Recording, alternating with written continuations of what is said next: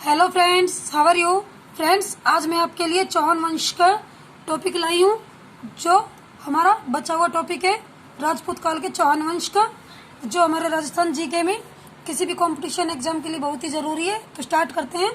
चित्तौड़ पर कब अधिकार किया? किसने? अलाउद्दीन खिलजी ने। अलाउद्दीन खिलजी ने आक्रमण किया था, तो उसने 28 जनवरी 1803 को आक्रमण किया था। तो उसने अधिकार कब किया? तो अधिकार किया 26 अगस्त 1803 में। कब अधिकार किया? 18 अगस्त 1803 में।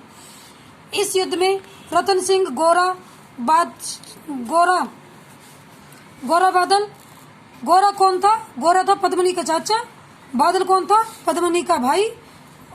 मारे गए। इस कहानी में महारानी पद्मनी ने नागवती ने कितनी महिलाओं के साथ जौहर किया? तो कितनी महिलाओं के साथ जौहर किया? 1600 महिलाओं के साथ। चित्तौड़गढ़ का प्रथम वह राजस्थान का बड़ा शाखा था, वो किया था चित्तौड़गढ़ में, यानी कि 1600 महिला का सबसे बड़ा शाखा था राजस्थान का, और चित्तौड़गढ़ का प्रथम शाखा था।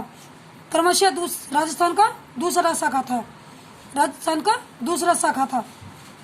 चित्तौड़गढ़ में तो ये पहला था, राजस्थान का दूसरा, लेकिन राजस्थान का सबसे बड़ा शाखा यही था।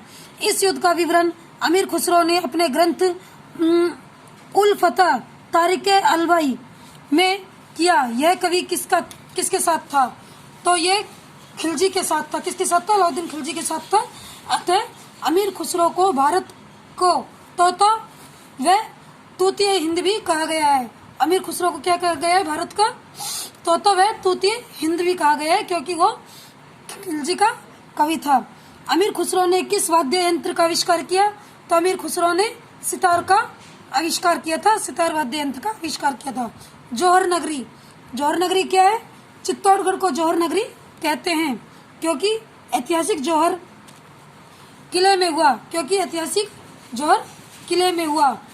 प्रति वर्ष जौहर मेला लगता है। यहाँ पर प्रतिवर्ष क्या लगता है? जौहर मेला लगता है।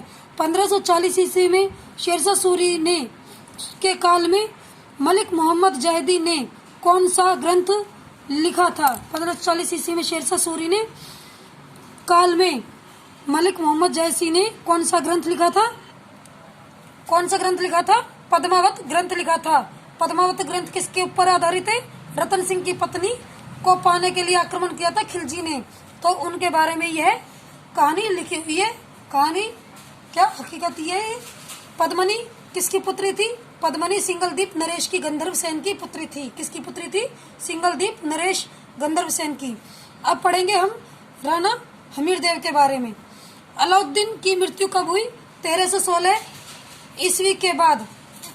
अलाउद्दीन की मृत्यु 1316 ईस्वी के बाद जालोर का शासन किसे सौंपा? कानड़देव के भाई मालदेव को। कौन था?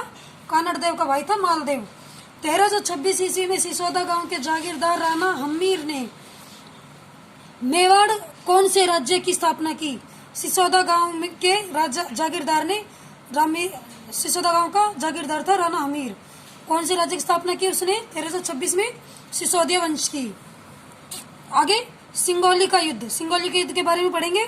चित्तौड़गढ़ में दिल्ली के सुल्तान मोहम्मद बिन तुगलक को पराजित किया हमीर सिसोदिया ने। किसने किया? हमीर सिसोदिया ने सुल्तान मोहम्मद बिन तुगलक को पराजित किया। तब से भारत में कौन सी प्रणाली का यूज हुआ? छापामार प्रणाली का युद्ध हुआ। अब पढ़ेंगे हम राणा लाखा के बारे में।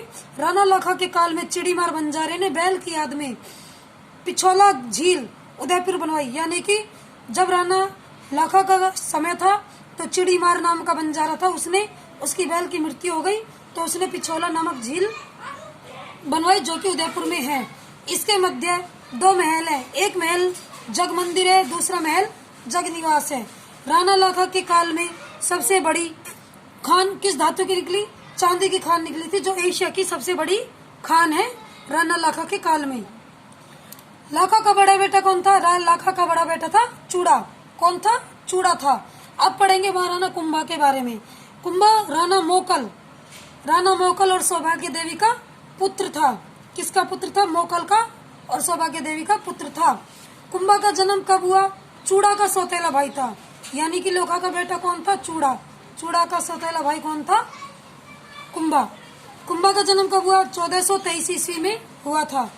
मोकल की हत्या, यानी कि जो राणा कुंभा थे उनके पिता की हत्या करने वाले का पता लगाना उसकी सबसे बड़ी समस्या थी। किसकी? कुंभा की। और दूसरी समस्या क्या थी? दूसरी समस्या थी कि उसके पिता के मामा थे जो वो आक्रमण कर रहा था, तो उसके बढ़ते आक्रमण के प्रभाव को रोकना उसकी सबसे बड़ी समस्या थी। दो समस्या थी राणा कुंभा के सामने। 1437 ईस्वी में सारंग के युद्ध में मालवा के सुल्तान महमूद खिलजी को प्रथम पराजित किया। वे अपने पिता के हत्यारे चाचा मेरा माओ की हत्या कर दी थी। 1437 में सारंग के युद्ध में मालवा के सुल्तान महमूद खिलजी प्रथम थे, उसको पराजित किया था कुंभा ने सारंग के युद्ध में। सारंगपुर के युद्ध को जीतने के उपलक्ष्य में कुंभा ने किसका निर्माण करवाया? 9 मंजिल कीर्ति स्तंभ का। जयपुर में विजय स्तंभ भी बोलते हैं। तो जब भी कुंभा किसी युद्ध को जीतता था तो वह किसी न किसी ऐतिहासिक किले का निर्माण करवाता था। तो सारंग का युद्ध जीतने के बाद उसने 9 मंजिला कीर्ति स्तंभ का निर्माण करवाया, जिसे हम विजय स्तंभ भी कहते हैं। 1439 से 1440 में इसको शुरू कराया, 39-40 में शुरू करवाया, 1448 में बनकर यह तैयार हुआ। विजय स्तंभ को विक्टोरिया टावर भी बोलते हैं। क्या बोलते हैं? विक्टोरिया टावर भी बोलते हैं। पहली मंजिल के मुख्य द्वार पर क्या है? विजय स्तंभ के पहली मंजिल के मुख्य द्वार पर विष्णु भगवान की मूर्ति है, जिसको क्या बोलते हैं? विजय ध्वज भी बोलते हैं। यहाँ पर अनेक मूर्तियां हैं, देवी देवताओं की मूर्तियां हैं। तो मूर्तियों का विश्वकोश, मूर्तियों का अजायब घर, मूर्तियों का शब्दकोश, ये उसको नाम दिए गए हैं क्योंकि यहाँ पर देवी देवताओं की मूर्तियां हैं। जब 16 विजय स्तंभ की ऊंचाई कितनी है? तो यह 120 से 122 फीट तक की इसकी ऊंचाई है, जिसका निर्माण जैतापूंजा नापा के देखरेख में हुआ। बनवाया किसने था? महाराणा कुंभा ने। और जैतापूंजा के नापा के देखरेख में इसका निर्माण हुआ। तीसरी मंजिल पर अल्लाह का नाम लिखा गया है। विजय स्तंभ किन का प्रतीक है? विजय स्तंभ राजस्थान पुलिस पर इसका चिन्ह है, और माध्यमिक शिक्षा का जो प्रतीक चिन्ह है, यानी कि जो माध्यमिक शिक्षा का बोर्ड वो है तो उसका प्रतीक चिन्ह पर विजय स्तंभ का चित्रण है।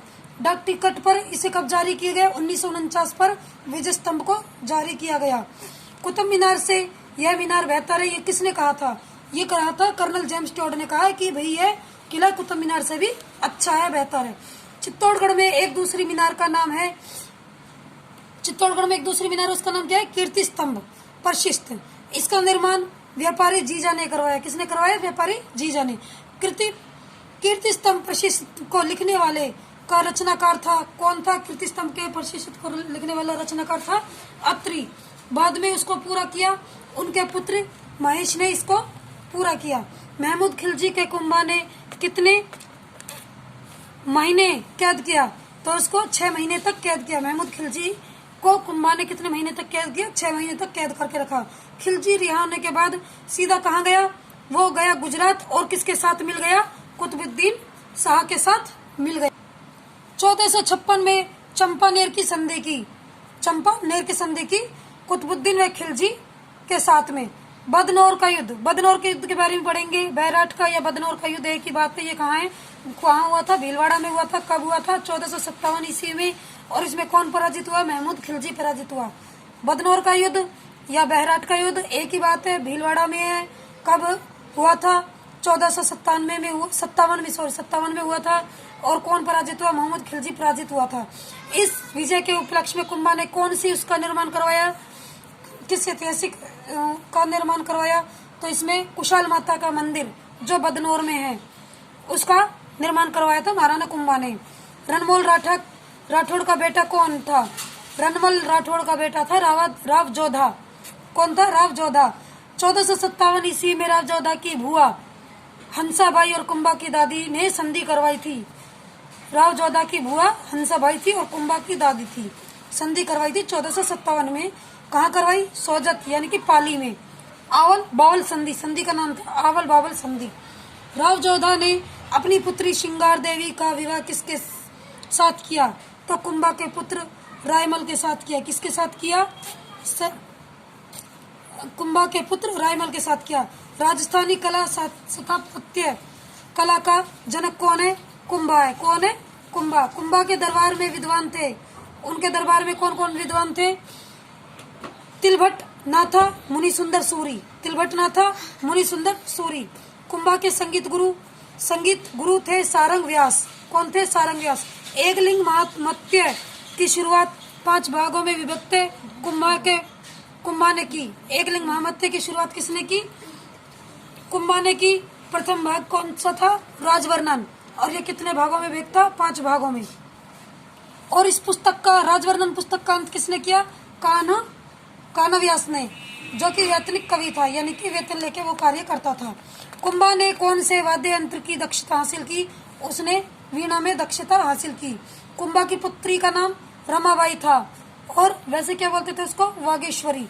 वीर विनोद सज्जन सिंह के शासन काल में लिखी गई थी। श्याम लाल लेखक के अनुसार मेवाड़ के 84 दुर्गों में से कुंभा ने कितने दुर्ग बनवाए? 32। यानी कि सबसे ज्यादा दुर्गों का निर्माण किसने करवाया? कुंभा ने करवाया था। कुंभा के काल को स्थापत्य का स्वर्ण युग भी कहते हैं। स्थापत्य का स्वर्ण युग भी कुंभा के काल को कहा जाता है। कुंभलगढ़ कहाँ है? राजसमंद में है। इसका वास्तुकार कौन है? मंडन है। अचलगढ़ कहाँ है? सिरोही में। वसंतगढ़ कहाँ है? सिरोही में। भोमट बाड़मेर में। मंडन के शिल्प कला पर ग्रंथ लिखा था। किसने लिखा था? रूप मंडन, प्रसाद मंडन, वास्तुकार मंडन। ग्रंथ लिखे गए। मंडन ने शिल्प कला पर कितने ग्रंथ लिखे थे? रूप मंडन, प्रसाद मंडन, वास्तुकार मंडन ग्रंथ लिखे थे। कटारगढ़ कहाँ पर है? कटारगढ़ दुर्ग कुंभलगढ़ दुर्ग में एक और दुर्ग है, वह है कटारगढ़। कटारगढ़ दुर्ग कहाँ है? कुंभलगढ़ दुर्ग में है। कुंभलगढ़ दुर्ग के अंदर एक और दुर्ग है, उसको क्या बोलते हैं? कटारगढ़ दुर्ग। दुर्ग की इतनी ऊंचाई है कि इसे कोई खड़ा होकर देखे तो इसकी पगड़ी नीचे गिर जाए। तो ये किसने कहा था? अबुल फजल ने, कि भाई दुर्ग की इतनी ऊंचाई है कि कोई ऊपर खड़ा होकर देखे नीचे से उसको तो उसकी पगड़ी गिर जाए। किसने कहा था? अबुल फजल ने। कुंभा के जीवन में अंतिम काल में कौन सा रोग हुआ? जब कुंभा का जीवन का अंतिम काल था तो कब कौन सा रोग हुआ? उन्माद नामक रोग हुआ। 1468 में कुंभलगढ़ के अंदर कटारगढ़ दुर्ग के कुंभ श्याम मंदिर में हत्या किसने की? उसके पुत्र उदा ने की थी। 1468 में कुंभलगढ़ के अंदर कुंभा के कुंभ श्याम मंदिर में उसकी हत्या उसके ही पुत्र ने कर दी। तो वह क्या बना? पितृहंता बना। यानी कि पिता की हत्या करने के बाद पितृहंता बन जाते हैं पुत्र। 1473 ईस्वी में सरदारों को पता चला तो उन्होंने उदा को भगा दिया और शासक किसको बना दिया? रायमल को बना दिया। रायमल की कितनी रानियां थी? 11 रानियां थी। उसके कितने पुत्र थे? रायमल के 13 पुत्र थे, 2 पुत्रियां थी। एक पुत्र था पृथ्वीराज सिसोदिया, दूसरा पुत्र था जयमल और तीसरा पुत्र था सांगा। सांगा को क्या बोलते थे? उड़ना राजकुमार किसे बोलते थे? पृथ्वीराज सिसोदिया को, क्योंकि वह एक अच्छा धावक था। पृथ्वीराज सिसोदिया की एक बहन थी आनंदी की शादी किसके साथ हुई? सिरोही में जगमाल से हुई। वह पृथ्वीराज की बहन को अधिक तंग करता था, कष्ट देता था। पृथ्वीराज समझाने आए तो जगमाल ने क्या किया? जगमाल ने उसको रास्ते के लिए लड्डू बना दिए, जिसे खाकर पृथ्वीराज की मृत्यु हो गई। फ्रेंड्स, आज के लिए इतना ही। आपको मेरा वीडियो कैसा लगा प्लीज लाइक करें, सब्सक्राइब करें। चौहान का और भी टॉपिक है वो मैं अगली वीडियो में कराऊंगी। Thank you.